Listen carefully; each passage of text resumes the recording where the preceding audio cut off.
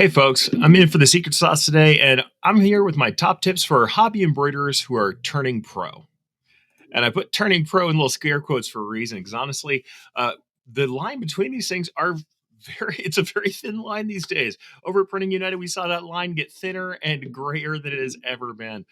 With so many machine manufacturers, software suppliers, material vendors recognizing the potential of the hobbyist and the home decorator and the prosumer market, we're not just seeing an expansion of professional products moving to the craft side of the world, but an influx of these increasingly capable, well appointed small shops working their way into the commercial embroidery market in a real and lasting way. Machine embroidery hobbyists and artists deciding to enter the business sphere have a different initial experience than commercial embroiderers like me. They usually run on some slower single needle machines, changing colors manually throughout designs, running one piece at a time, spending dedicated hours really as entertainment and enjoyment more than employment to start. They dedicate themselves diligently to self education, experimentation, usually focusing most on the look of their work. That early work is more concerned with what they can make machines do than how it's achieved or how long the pieces take to create. And that means there's different things that hobbyists need to learn when they come into the commercial space. Commercial only embroiderers like myself really start out efficiency minded, production focused, but that focus can sometimes lead us to standardized settings and materials and make things look kind of samey. Home embroiderers tend to be experimenters and mavericks, but may spend more time in one piece in the name of its appearance than a commercial job can really afford. So, what I'd like to do is see if we can all take the best of both worlds, right? Let's make ourselves embroiderers who relish experimentation and creativity, but know how to make it efficient and easy to produce, all while making the money it takes to keep us doing what we love. So, to all my commercial contemporaries, before I start into the hobby tips, my greatest tip to you is to keep playing. Take 1 hour, if not a few hours every week to try something new, experiment with a wild idea, or even lurk in some home embroidery and fiber art circles and get inspired. For my crafty converts, however, your tips are going to be a little more explicit.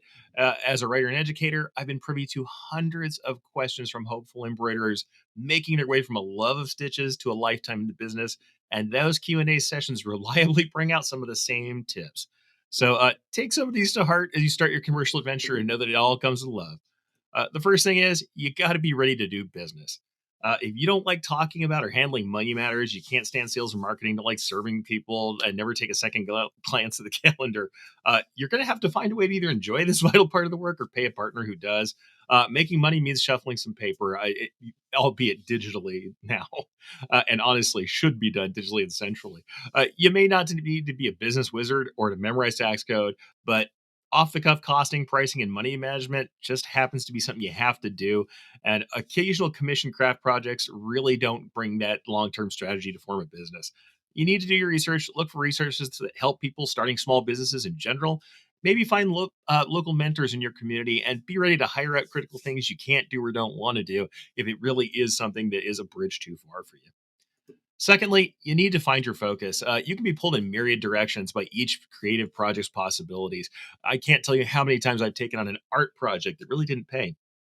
Though experimentation is good, not every project, product, or new technique is meant to be part of your business. Define what your target customer needs, play to your strengths, and focus on the things that fit that mold, especially as you're first starting. When you're establishing yourself, you got to get strong at your core. Always question new ventures, especially when they start to require equipment purchases. I hate to say that in front of people who sell equipment, but the truth of the matter is, if you're not profitable with your existing equipment and the new market and its processes are unclear, you may want to make sure you've revisited that core work before you take on that new expense. Adding equipment or techniques can enhance your offerings and your profit. And honestly, it is something that we need to do pretty frequently. But it doesn't mean you need the newest item, the newest toy to bolster your business. And if other things are flailing, that's not usually the cause. You have to know to whom you'd sell a new product or process before you buy in. So make sure you're thinking about that business side of this thing before you make those investments. Uh, in that kind of same vein, you need to know your costs. So many early commercial embroiderers, they underprice their work, especially if they come from the craft and hobby table side. They feel unsure of their skills, and maybe they do that feeling like they're going to make up for the fact that maybe they're not all the way commercial yet, or they're not all the way at the top level proficiency that they think they should be. But they do that at the peril of their businesses. It's especially true when you've made capital investments, you've got regular lease payments looming. When you're setting your prices, you need to know what it costs to run your machine, keep a roof over your head, and roughly know the cost for materials. You have to estimate how much time is involved in each job and calculate prices that not only account for cost, but pay you a wage for the work that you're doing and includes profit for your business. You can't do that adequately if you don't know your costs and materials overhead and time. You just have to measure. Next, you need to ask for what you're worth. And I know that sounds like I just said know your costs and talk about pricing, but the thing is, it's the final ask, the actual pricing, the actual method and mode of saying this is something I'm worth and I need to get this to make this project happen. Some people think it feels audacious, but it's not. You'd think it was audacious from how hesitant some new embroiderers are to ask for fair prices. Don't undervalue your labor or discount it randomly. Value your work and your expertise, especially if you're coming from this as a hobbyist. Most of the time, you have already built up this base of knowledge that your customer base needs because you are producing that stuff that they can't. You are exchanging your expert technical knowledge, creativity, dedication, service, and the use of your uncommon and expensive equipment and your supplies for the price you're asking. Price more on the material value and time spent in labor, price on the value you provide and the value your customer perceives.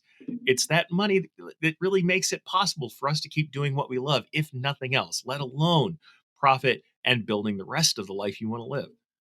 And on that note, selling isn't selling out. The other thing is sometimes there's people who come from an artistic side of this thing and they really feel like sales is a dirty word, but I don't think it is. If you're doing good work, telling people about it and letting them know what's available is a service that you're doing. You're doing the world a disservice if you don't show them what they might be missing in your work. You provide a product and a service that gives measurable value.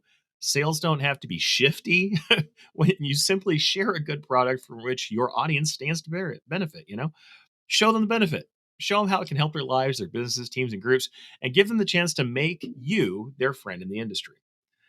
And last but not least, especially for those of you who are in home based businesses, you're working out of garages, your commute is a walk to the other room that was empty before you put your machine in it. Uh, you need to set firm boundaries.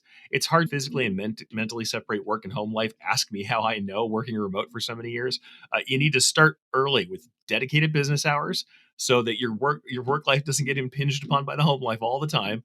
Sometimes you can use a second phone or a service. I really would think to do that. If you're still working with your home cell phone that's personal for your business, you will suffer over time. Trust me. Keep dedicated email addresses, dedicated social media as well, so that we keep our private social media away from our business social media. There's lots of stories about that we don't need to review. uh, Also, just physically separate your work in a designated space however possible. It's good to grind and you're going to work long hours. If you're an entrepreneur, that what is it the Terry always says? We are free to work any hours we like, all 24 of them. That's just how it is. But don't let customers dominate your off time, your personal space at all times. That you can choose to work those hours you like, but that early boundary setting is going to keep you from always being on call. Really, at the intersection between the work you love to do and the money you need to survive, there's a really wonderful state of existence. You can dig in and do business, understand the needs of your market, and charge a fair but properly profit conscious price. You'll be well on your way to living in that space. Learn from commercial workers' experience and the way that we work for efficiency, but don't be afraid to share your perspective too, because together with your creativity and our production sense, we can be more than we could have been apart. And that's my secret sauce for today.